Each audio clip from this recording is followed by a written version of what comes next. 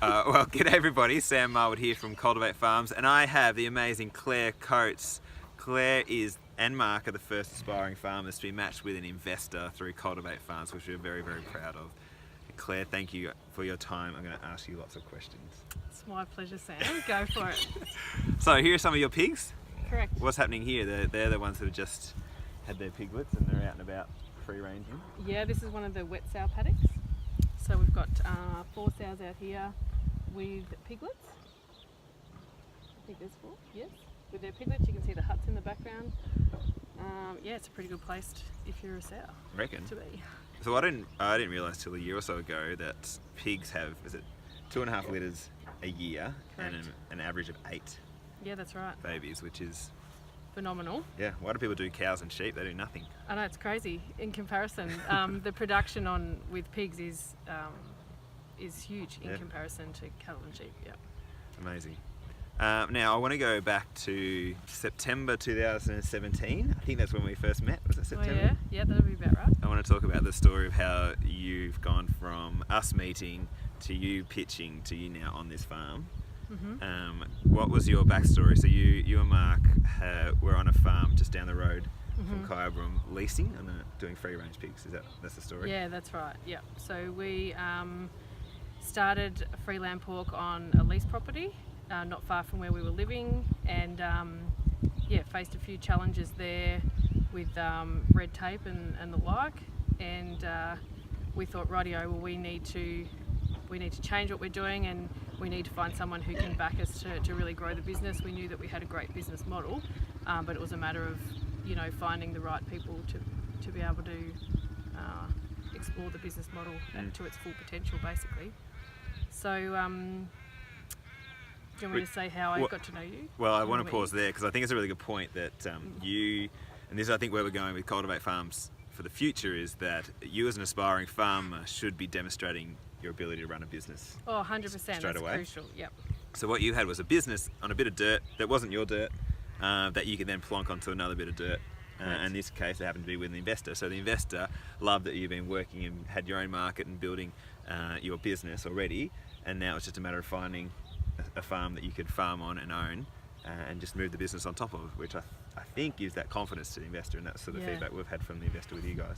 Yeah, that's right. So, I think there's a lot of people who are good at what they do, good at the operations of their farm, that may not necessarily have the business skill. And so I'd encourage anybody who's an aspiring farmer that wants to be backed onto a farm is to really hoe down on your business skills and get your business plan in order. Work out what it is that you really want to achieve and how you're going to achieve it. Once you've worked that out, then you can put that business model into practice on a lease bit of dirt or whatever. Yep.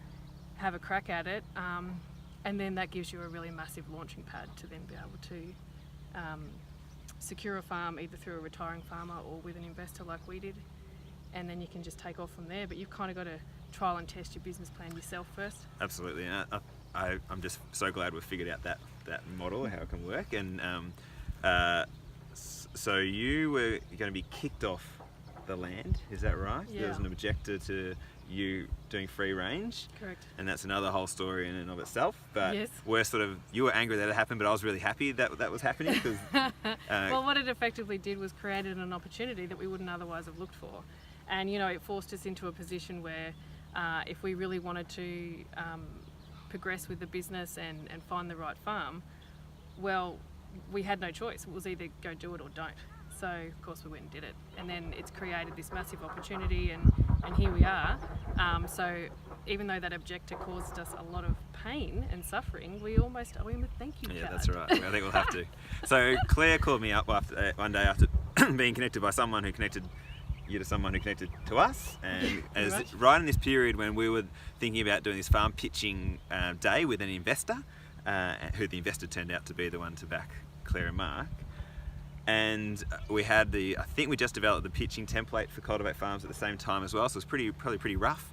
But we said to Claire, hey, well, let's have a crack at it. Why don't you put a proposal together, see if you can find a farm. I think you found 2 this is the second one you found Yeah, to we pull a pitch together. pitched the first one with the original template. Yes. And then you guys had updated the new Yep. flasher template by then. So then we pitched the second farm with the newer template. Yes. Yep.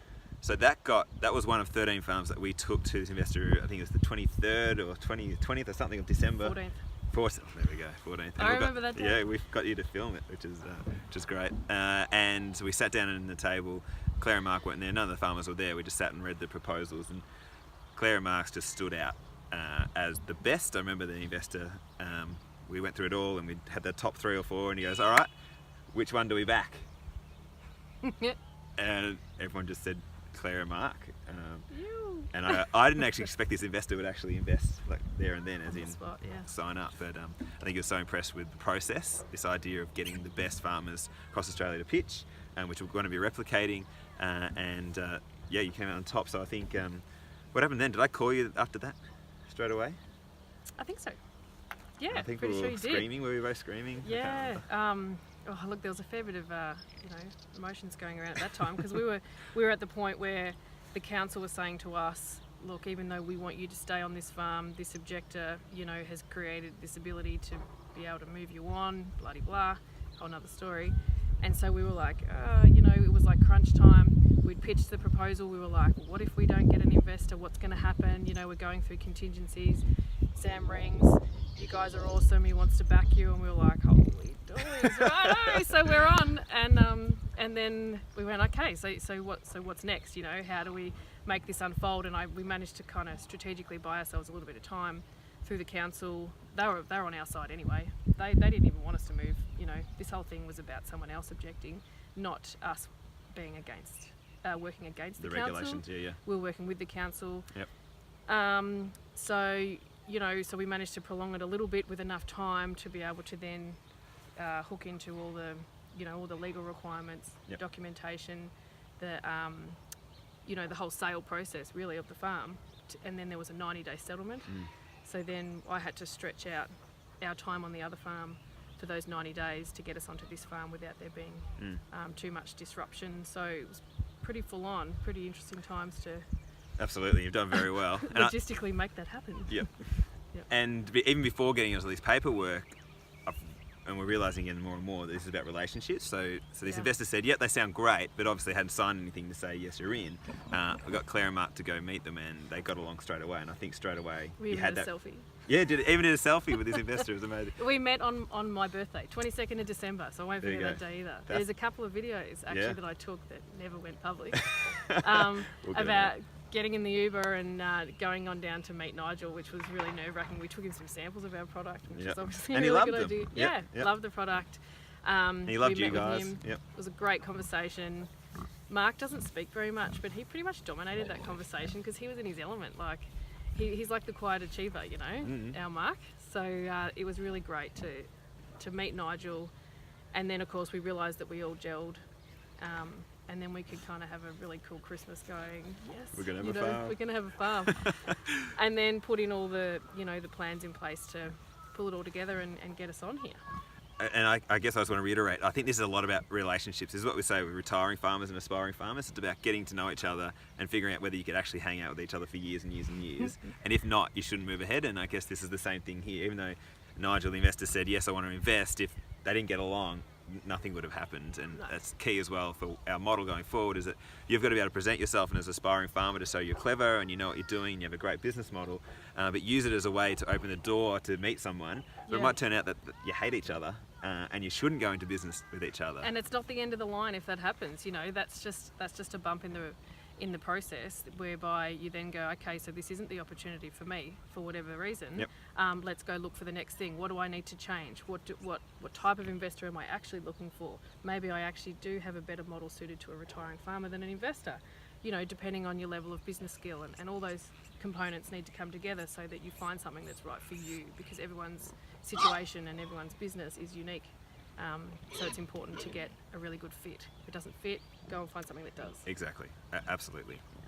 So where are we now? We're at Christmas. You've got it locked in. I think you've already been through a lot of the detail, but it was that next 6 months. It was 5th of June 2018 that the paperwork went through That for was the settlement land. day. Yep. And the arrangement is the investor owns 100% of the dirt, 100% of this land around us here, and now you jointly own 50% of Freeland Pork each. Correct. Yep. So it's like a shareholders company is how we set it up. Yep.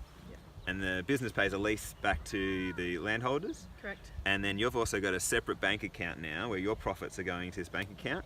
Freeland Pork's profits are going in there. The aim is to build that bank account up enough so that Freeland can buy the land off the investor, which means, if you follow the line of thought, that you'll now have a 50-50 co-ownership of the land and the business together. That's right. So Freeland Pork will eventually own the land, of which we have a 50% stake in. So our investor has a 50% stake, we have a 50% stake, and the more that Freeland Pork owns and creates, then the more each of us then have. And then over time, once the farm's been purchased, then we split the net profit as well. So in time, there'll be money split each way once we get to that point. Obviously, there's a big building phase. We've got to get to the point where we have the deposit to buy the land back, etc. But big picture, when you look further into the future, there's money for each to be made, and Absolutely. I mean that's important to the investor. Obviously, that's why he's investing his money. Exactly. Excellent. And so and you're getting a wage out of this as well, which is good to know. We get a lot of questions around that, but there's a wage built into this, and then the profits are on top of that. The profits are shared to both parties. So what about just some details around the farm itself, Claire? How big is it, and how many pigs do you have now, and what's your goal over the next year? So we have 42 sows in production, plus another 23 gilts that are going to be incorporated in, so that we can build the model to become a 65 sow production. We have, there'd have to be about 350 at least, pigs running around. So the progeny of those sows, so ranging from little piglets up to grower stage. The farm is 100 acres. We've got about 30 acres into crop at the moment, and we've been working on really hard getting all the fencing done so that everything's set up properly with laneways everywhere. Mustering pigs is probably a bit like mustering cats. It's really hard unless you've got really great infrastructure to do that. So we learnt that on the first farm, ironically, which is probably a really good point.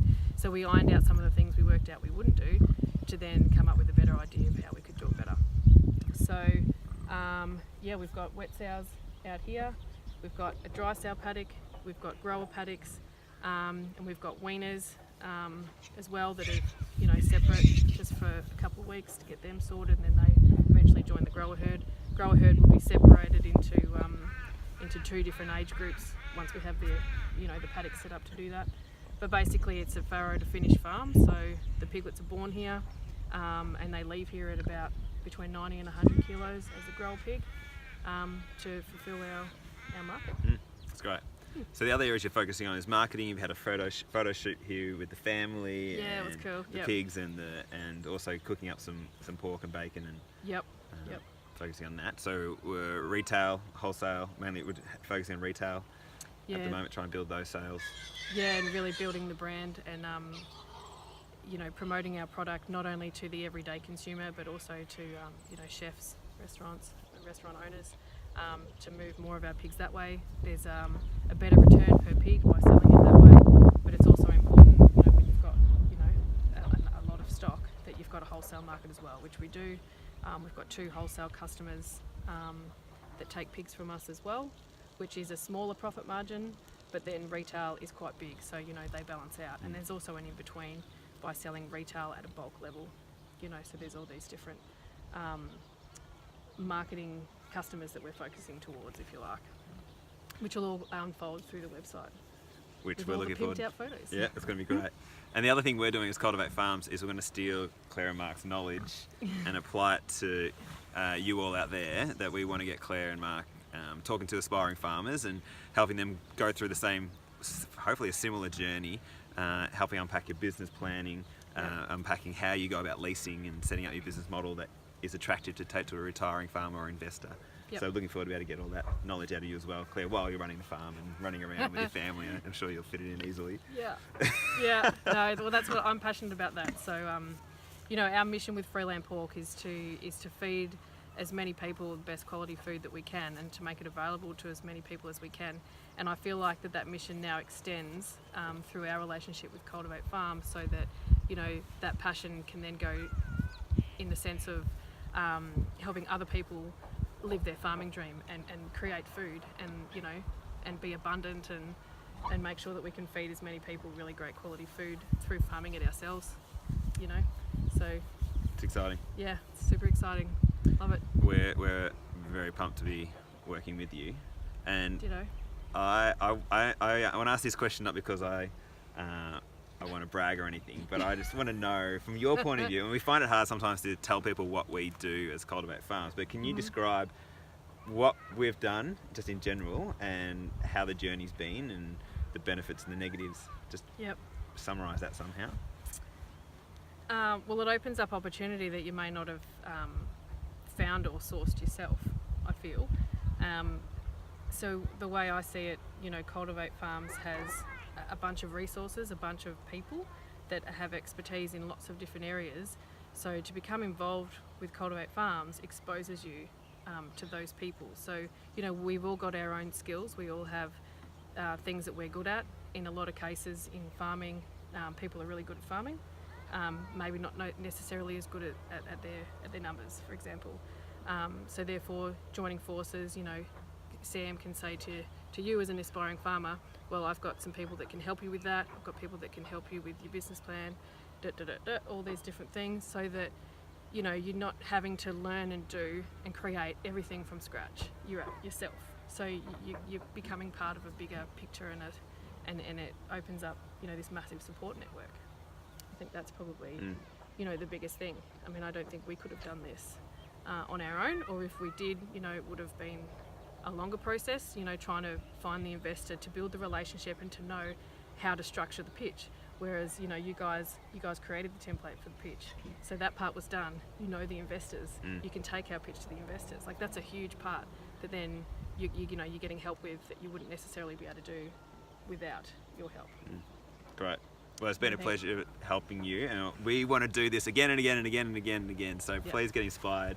You're going to be documenting your journey on Instagram, Snapchat.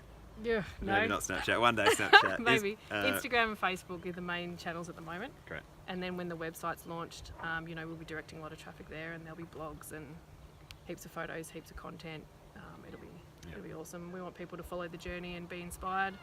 And we're also going to hold events here as well, so that we can invite you guys to come here and have a feast and look at the farm and get inspired, get some ideas, and we can share what we do with other people so that more people can do it.